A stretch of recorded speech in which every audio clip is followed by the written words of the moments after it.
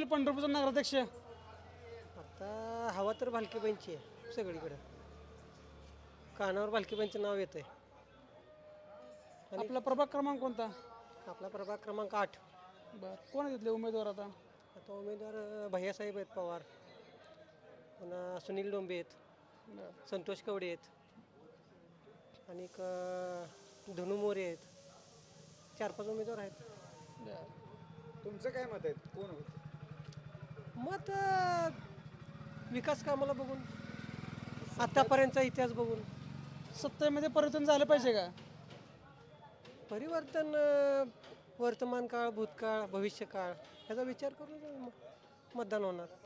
बरं, जर पंढरपूरचा विकास जर व्हायचा असेल तर तुमचे मत आहे की बालके होतीलच, विकास करतील. आता जनतेतून भालकीबाईंचा आवाज आहे म्हणून म्हणलं तुम्हाला. जिकडे तिकडे गेले ते भालकीबाईंसाठीच म्हणतात. हा, चर्चा तर भरपूर आहे पण विकास हा महत्वाचा आहे ना.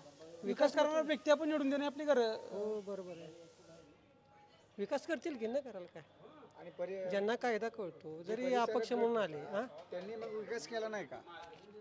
परिचारकांना एवढे दिवस विकास केला नाही का? मग तुम्ही पंढरपुरात हिंडला नाहीत का?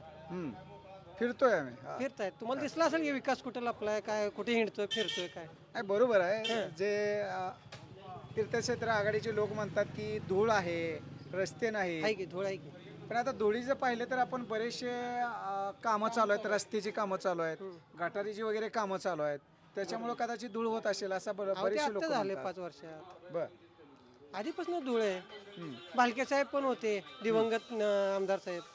ते पण धुळीसाठी संघर्ष करत होते, बोलत होते.